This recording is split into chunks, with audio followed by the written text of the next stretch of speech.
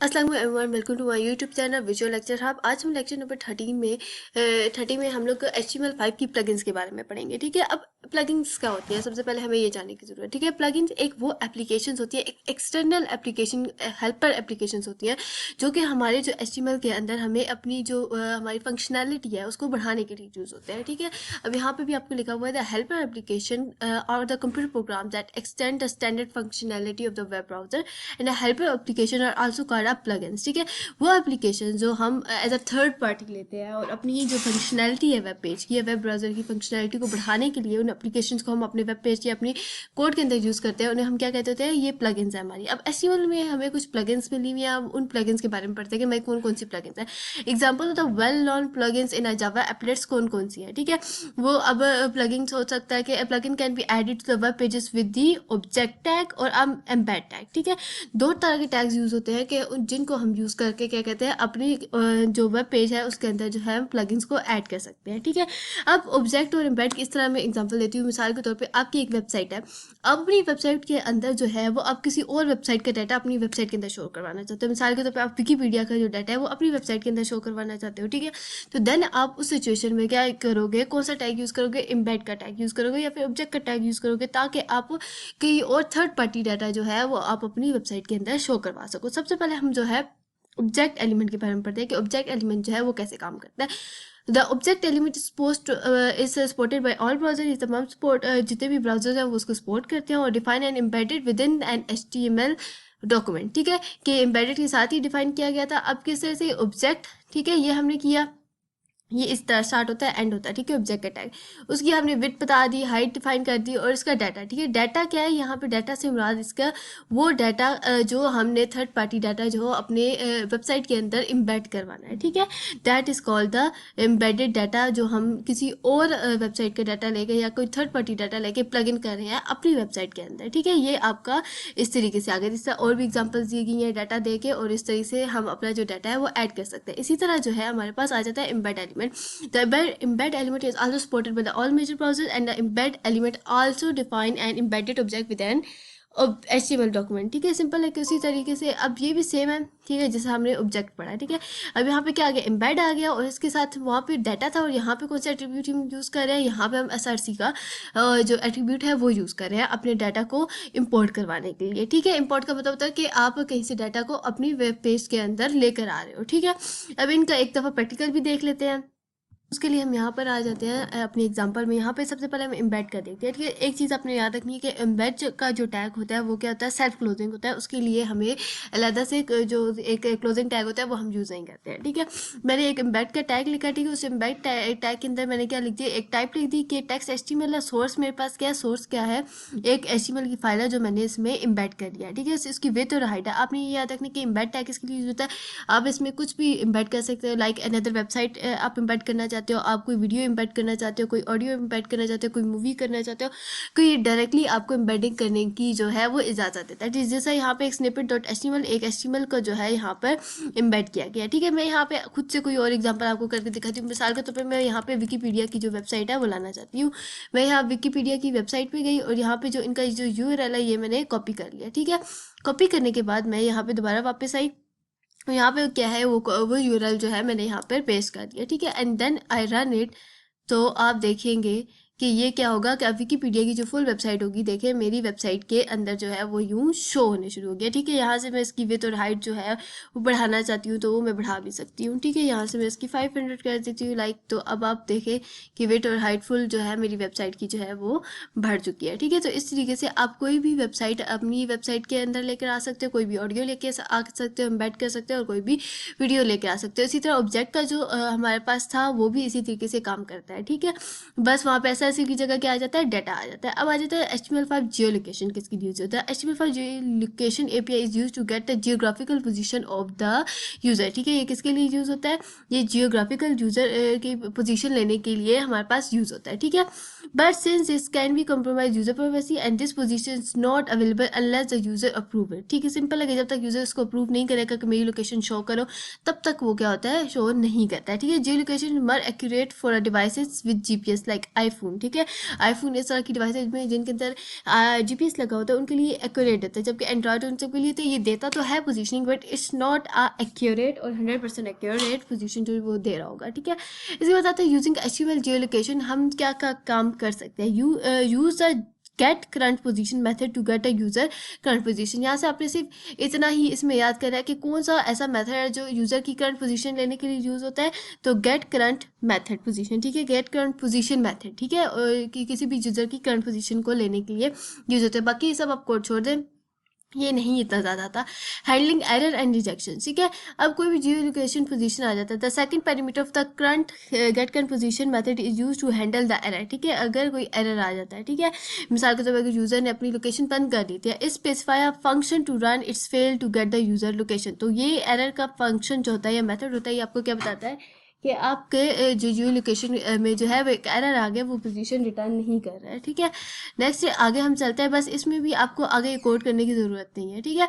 Displaying the result in the map, ठीक है, ये किसके लिए यूज़ होता है, ये आपने सिर्फ यहाँ पे ये याद रखना कि कौन सा मेथड किसके लिए यूज़ हो रहा है, आपके MCQs के लिए अच्छी प्रिपरेशन हो जाएगी, ठीक है। To display the result in the map you need to access the map services, ठीक है। आपको कभी भी जब भी आपको किसी रिजल्ट में कोई शो करवाना है, अपने वेबसाइट पे कोई मैप शो करवाना है, उस मैप में तो आप कौन सी सर्विसेज यूज़ करोगे, मैप सर्विसेज यूज़ करोगे। आपने अक्सर देखा होगा वेबसाइट पे वहाँ पे उनकी लोकेशन जहाँ पे लिखा होता है अवर लोकेशन, वहाँ पे मैप शो हो रहा होता है, ठीक है। तो वो क्या होता है कि वो जो मैप सर्विसेज होती हैं गूगल मैप, ठीक है, सिंपल गूगल मैप से हम लोग को वो सर्विस ले लेते हैं और अपनी वेबसाइट में उसको शो करवा देते हैं, ठीक है। अब आ जाता है लोकेशन स्पेसिफिक इंफॉर्मेशन, ठीक है। अब स्पेसिफिक, अगर geo location is very useful for a location specific information, it's include up to date local information showing point to the interface near to the user and turn by turn navigation, ठीक है, जिसे हम GPS भी कहते हैं। ये तीनों आपने अच्छी तरीके से लाजमी याद करना है कि लोकेशन स्पेसिफिक इंफॉर्मेशन कौन कौन सी जियो लोकेशन हमें कौन सी यूजफुल जो लोकेशन स्पेसिफिकेशन इंफॉर्मेशन देता है।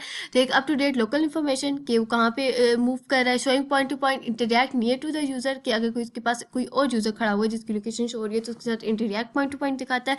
और अगर उसका GPS जो टर्न ऑन है, ठीक है, तो टर्न बाय टर्न नेविगेशन भी उसकी वो दिखाता है। अब गेट करंट पोजीशन मेथड, ठीक है, ये तो हम पढ़ चुके हैं कि किसके लिए यूज़ होता है। अब ये तो आपको पता होना चाहिए, इतना आप जावास्क्रिप्ट पढ़ चुके हो कि the get return position method return an object, ठीक है, if it is a successful, ठीक है। ये भी पॉइंट आपने याद रखने के गेट करंट पोजीशन, एक तो हमें पोजीशन तो देता ही है करंट, ठीक है। इसके अलावा ये एक जावास्क्रिप्ट का एक ऑब्जेक्ट हमें रिटर्न करता है, ठीक है। आपने ऑब्जेक्ट पहले पढ़ चुके हुए कि ऑब्जेक्ट्स जो है वो क्या होते हैं, ठीक है। It can be altitude, longitude, accuracy properties and always return, ठीक है। अब कौन कौन सी प्रॉपर्टीज इसकी है हमारे पास है और उसकी डिस्क्रिप्शन क्या है, ठीक है।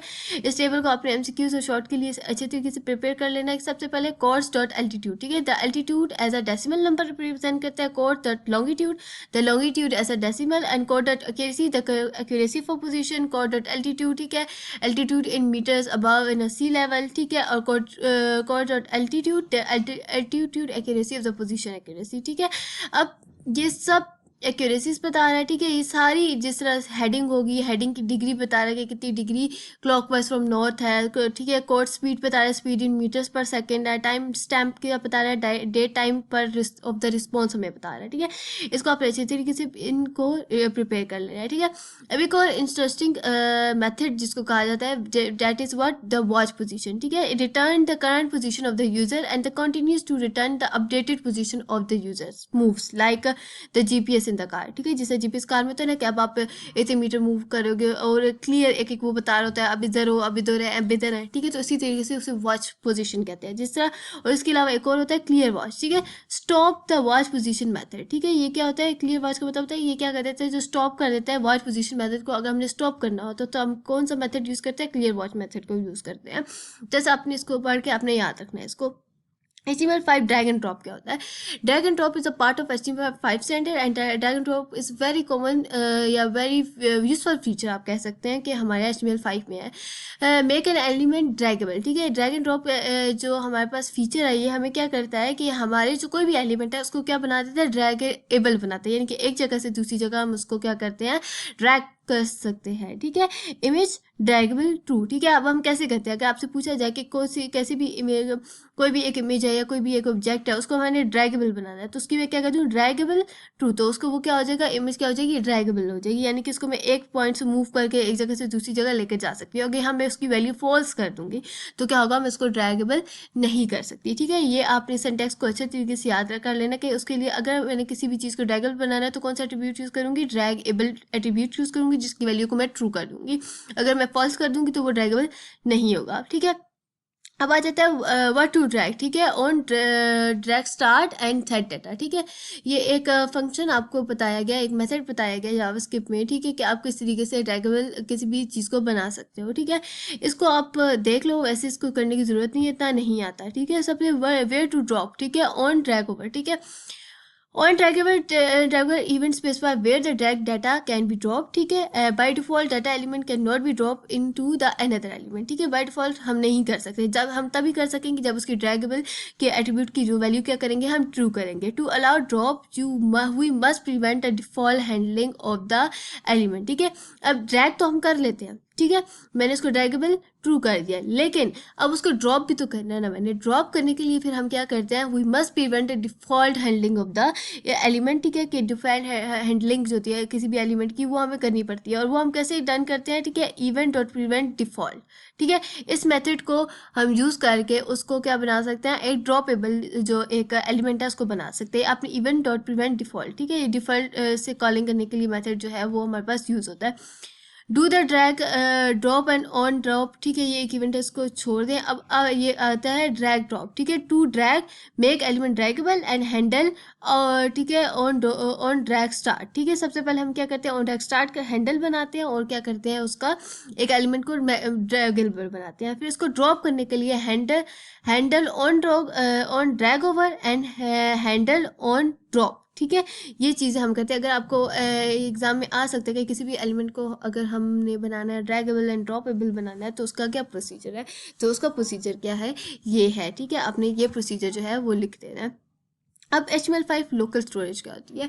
लोकल स्टोरेज HTML5 के वेब एप्लीकेशन का store data locally with in the user browser, ठीक है। कि HTML5 में एक हमारे पास फंक्शनैलिटी न्यू आई थी, वो क्या थी कि HTML5 में जो डाटा HTML अपना स्टोर करता है ना लोकली, वो जो ब्राउज़र की कैशे होती है उसी में उसको स्टोर कर रहा था। Before HTML5 application data had to be store in cookies include it in a very server request, ठीक है। पहले उससे पहले कहाँ डाटा स्टोर होता था, सर्वर्स में स्टोर होता था, और जो कुकीज़ होती हैं, ठीक है, वहाँ पे डाटा स्टोर होता था। लेकिन अब क्या है, वो सिंपल कैशे ब्राउज़र में जो है वो हमारे पास जो डाटा है वो स्टोर हो रहा होता है, ठीक है। अब इसका फ़ायदा क्या हुआ, ये ठीक है, more secure large amount of data can be store locally, ठीक है। अबव देन 5 MB हम लोकली स्टोर कर सकते हैं। Information is never transfer to the server, यानी कि हमें बार बार कोई डाटा लेने के लिए बार बार सर्वर के पास नहीं जाना पड़ा कि हाँ मुझे ये डाटा दे दो, हाँ मुझे ये डाटा दे दो। हमारे पास जो ब्राउज़र खुद ही अपने पास डाटा रख रहा है HTML का, तो that can make it more fast, ठीक है। ये भी आप इसमें प्लस पॉइंट हमारे पास आ गया। नेक्स्ट है कि HTML लोकल ऑब्जेक्ट्स, ठीक है। HTML local storage provide 2 objects for sorting a data in on the client, ठीक है। 2 तरह के ऑब्जेक्ट्स, अगर क्लाइंट की तरफ से डाटा को सॉर्ट करने के लिए हमारे पास 2 तरह के HTML ने हमारे पास लोकल ऑब्जेक्ट्स स्टोरेज के लिए दिए थे, एक विंडो डॉट लोकल स्टोरेज और विंडो डॉट सेशन स्टोरेज, ठीक है। ये दोनों के नाम आपको बहुत अच्छे तरीके से आने चाहिए कि लोकल स्टोरेज के लिए कौन कौन से हमारे पास HTML5 में जो है वो ऑब्जेक्ट्स हैं, वो कौन सा है, window dot local storage, window dot session storage, okay. अब जो लोकल स्टोरेज है वो क्या करती है, store a data with no expiration date, ठीक है। उसका कोई एक्सपायरेशन डेट नहीं है, वो अपने लाइफ टाइम के लिए सेव किया जब तक कि डाटा आप सेव करना चाहते हो, ठीक है। एंड सेशन स्टोरेज क्या है, store a data for 1 session, ठीक है। Data is lost when the tab is close, ठीक है। या तो आपने टैब को रिफ्रेश किया या आपने टैब को बंद कर दिया, तो उस सेशन स्टोरेज के अंदर जो डाटा होता है वो हमारा क्या हो जाता है, क्लोज हो जाता है, ठीक है। वापस इस जैसे आपने एक वेब पेज खोला, जहाँ पे आपने छोड़ा था आपने टैब बंद कर दिया, दोबारा वेब पेज खोलोगे तो वो तो स्टार्ट से शुरू होगा ना, वहाँ उसी जगह से तो नहीं खुलेगा। मतलब कि वो कहाँ स्टोर हो रहा है, सेशन स्टोरेज में स्टोर हो रहा है। और कुछ चीज़ें जो होती हैं वो लोकल स्टोरेज में होती है, यानी कि आपने एक दफ़ा बना दी, आप उसके बाद अगर आप खुद उसको डिलीट करना चाहते हो तभी वो होगा, वो अदरवाइज खुद से उसको डिलीट वो नहीं होगा, ठीक है। अब हम आगे चलते हैं, लोकल स्टोरेज ऑब्जेक्ट कैसे काम करता है। Local storage object store the data with no expiration date, हम पढ़ चुके हैं। The data will not be deleted when the browser is close and all the it will be available by the next day, week और year. ठीक है, simple वही बात हो रही है। अब सिंपल आपको एक स्टोरेज जो है वो बनाने की कुछ एग्जांपल्स भी दी गई हैं कि अब यहाँ पे आपको एक एग्जांपल दी गई है, ठीक है, जैसे कि जो हम लोकल स्टोरेज एक कैसे बना सकते हैं। लोकल स्टोरेज बनाने के लिए सिंपल जो हमने अभी मेथड या ऑब्जेक्ट पढ़ा था, local storage dot set item. ठीक है, हमने एक सेट आइटम कर दिया कि उसमें सेट आइटम में क्या किया, लास्ट नेम क्या कर दिया, अदील के नाम से हमने सेट कर दिया। अब रिट्रीव हम कैसे करेंगे, ये तो हमने स्टोर कर दिया। स्टोर करने के बाद हमने उस डाटा को लेना कैसे है, ठीक है, लेते हम कैसे, एक वेरिएबल मैंने बनाया str के नाम का, ठीक है, और local storage dot get item last name. ठीक है, क्या कर दो, एक आइटम ले लो, local storage dot get item. Set item किसके लिए यूज हो रहा है, आइटम को की वैल्यू को सेट करने के लिए, और गेट आइटम किसके लिए यूज है, डाटा को रिट्रीव करने के लिए यूज हो रहा है। ठीक है, लास्ट नेम तो ये मेरे पास क्या आंसर देगा, अदील दे देगा। ठीक है, क्योंकि उस लास्ट नेम मैंने किसका इक्वल सेट किया था, अदील के इक्वल जो है वो सेट किया था। ठीक है, तो एग्जांपल आपको उसने बता दिया कि local storage last name equals to retrieve, तो रिट्रीव होके मेरे पास क्या आएगा, लास्ट नेम आ जाएगा। ठीक है, अब आ जाते हैं आप एक नोट करने वाली भी चीज़ है, ठीक है, ठीक है, the name value pair always stored as a string. ठीक है, कोई भी नेम वैल्यू पेयर होता है वो हमेशा स्ट्रिंग ही एज जो सेव होता है। हमें भी पता है कि जो नाम होता है वो एक स्ट्रिंग एज हम लोग जो है वो कर रहे होते हैं। ठीक है, remember to convert them to another format as needed, अगर कोई और फॉर्मेट आता है तो वो हमें चेंज करने की जरूरत पड़ेगी। इसके बाद जो नेक्स्ट टॉपिक है वो HTML ऐप कैशे है। ठीक है, एप्लीकेशन को भी एप्लीकेशन या कैशे में जो easy to make it offline version of the web application by creating a cache manifest live. ठीक है, इसका क्या मतलब है कि कभी कोई हमारी जो एप्लीकेशन कैशे होती है, HTML ब्राउजर जिसे हम कह देते हैं, ठीक है, जैसे HTML5 है तो वो हमें ब्राउजर में ही कैशे उसकी प्रोवाइड कर रहा होता है। ठीक है, तो इस मीन उसको वो क्या बना रहा होता है, उसको फास्ट बना रहा होता है, उसका ऑफलाइन वर्जन भी जो है वो उस एप्लीकेशन का क्या कर रहा है, वो एक मैनिफेस्ट फाइल बना रहा है, उसको क्रिएट कर रहा है, उसको फास्ट कर रहा है। ठीक है, अब यहाँ से हम पहले पढ़ते हैं, देन आपको ज़्यादा क्लियरली इसकी समझ आएगी कि क्या इसका मतलब है। What is an application cache, application cache होती क्या। HTML5 introduce application cache which mean that a web application is cached and accessible without an internet connection. यानी कि जब आप HTML5 लिखते थे, ठीक है, आप HTML में कोड लिख रहे थे, अब आपका इंटरनेट ऑफ भी हो तब भी आप चलाते, तो तब भी क्या होता था, आपका वो कोड चलता था। इसका क्या मतलब है कि जो HTML है वो क्या है, इंटरनेट के कैशे पे डिपेंड नहीं कर रहा है, जबकि वो एक सिंपल एक ऑफलाइन ब्राउजिंग भी हमें प्रोवाइड कर रही है। ठीक है, इसी तरह उसकी स्पीड इंक्रीज हो गई और रिड्यूस सर्वर लोड। ठीक है, इसी तरीके से हमारे पास जो सर्वर पे जो लोड जाता था, हम डाटा सर्वर के पास लेने जाते थे, कभी लेने आते थे, गेट और फेच हम सर्वर से कर रहे थे, वो लोड भी हमारा क्या हो गया, रिड्यूस हो गया। ठीक है, तो हमें एक ये एप्लीकेशन कैशे का यानी कि ब्राउजर कैशे का जो हमें फ़ायदा हुआ वो ये 3 फ़ायदे थे कि हमें एक ब्राउजर कैशे के ये 3 फ़ायदे मिल चुके हैं। अब ऐसा अपनी कैशे मैनिफेस्ट बेसिक्स। ठीक है, कोई भी कैशे मैनिफेस्ट बेसिक्स किस तरह होता है कि आपने अक्सर देखा, to enable the application cache. ठीक है, किसी भी कैशे के HTML के अंदर उसकी कैशे को इनेबल करने के लिए हम क्या करते हैं, जो सिंपल हम डॉक टाइप लिखते हैं, जब भी हम कोई एक सिंपल HTML का स्ट्रक्चर बनाते हैं, अब तो आपको याद भी सही होगा। ठीक है, डॉक टाइप HTML हम लिखते हैं, देन उसके बाद HTML टैग होता है, ठीक है, और वो एंड होता है। ठीक है, उसके अंदर हमारे पास हेडर और बॉडी टैग आता है। तो HTML टैग के अंदर हम एक कौन सा एट्रीब्यूट यूज़ करते होते हैं, मैनिफेस्ट का जो है हमारे पास जो है वो हम यूज़ करते हैं। ठीक है, it can be Apache, it can be PHL, PHP and any other server side that you can use. ठीक है, अपाचे एक डेटाबेस है। ठीक है, हमारे पास एक सर्वर साइड हमारे पास लैंग्वेज है जिसको हम यूज़ करते होते हैं। ठीक है, अब नेक्स्ट हम आगे चलते हैं, द मैनिफेस्ट फाइल। ठीक है, the manifest file is a simple text file. ठीक है, मैनिफेस्ट फाइल क्या होती है, हमारे पास एक सिंपल एक टेक्स्ट फाइल होती है। ठीक है, जिस टेक्स्ट फाइल के अंदर क्या है, हम अपना जो डाटा है, जो cache you can use in it Apache language and whatever language you can use it. ठीक है, which tell the browser what to cache. ठीक है, वो क्या बताती है ब्राउजर को कि क्या कैशे करना है। आपको MCQs में भी आ सकता है कि ब्राउजर को कैशे ये बताने के लिए कि क्या उससे कैशे करना है, हम कौन सी फाइल यूज़ करते हैं, तो हम मैनिफेस्ट फाइल जो है उसके लिए यूज़ करते हैं। मैनिफेस्ट फाइल हैज़ 3 और सेक्शन। ठीक है, 3 सेक्शंस होते हैं मैनिफेस्ट फाइल के। ठीक है, एक कैशे मैनिफेस्ट, नेटवर्क और फॉल बैक। ठीक है, file listed under the header will be cached after every download of the first time. ठीक है, जब भी ये कब ठीक है, कैशे मैनिफेस्ट तब डाउनलोड होती है जब भी आपने अपनी फाइल को रेंडर करते हो अपने ब्राउजर के अंदर, तो ये क्या हो जाती है, डाउनलोड हो जाती है फर्स्ट टाइम पे। ठीक है, सिर्फ एक दफ़ा ये होती है। Network files listed number is header required a connection to the server and will never be cached. ठीक है, अब अब नेटवर्क फाइल को रेंडर होने के लिए क्या है, उसको सर्वर के साथ कनेक्शन चाहिए होता है, ठीक है, और ये होता है नेवर बी कैशड अगर उसको हम नहीं करेंगे, ठीक है। फॉल बैक किसकी होती है, file listed under the header, जो हेडर के अंदर जो फाइल्स लिखते हैं हम उसको क्या कहते हैं, fall back pages. If page is inaccessible, ठीक है। अब ये तीनों पॉइंट आपने अच्छी तरीके से याद करने हैं कि कौन कौन से सेक्शन होते हैं। अब कैशे मैनिफेस्ट में, ठीक है, the first line cache manifest is required, ठीक है। कोई भी कैशे फाइल लिखते हैं तो हमें फर्स्ट लाइन कैशे मैनिफेस्ट की चाहिए होती है, ठीक है। Cache manifest slash theme dot C S S logo dot G I F और ठीक है slash main dot G S, ठीक है।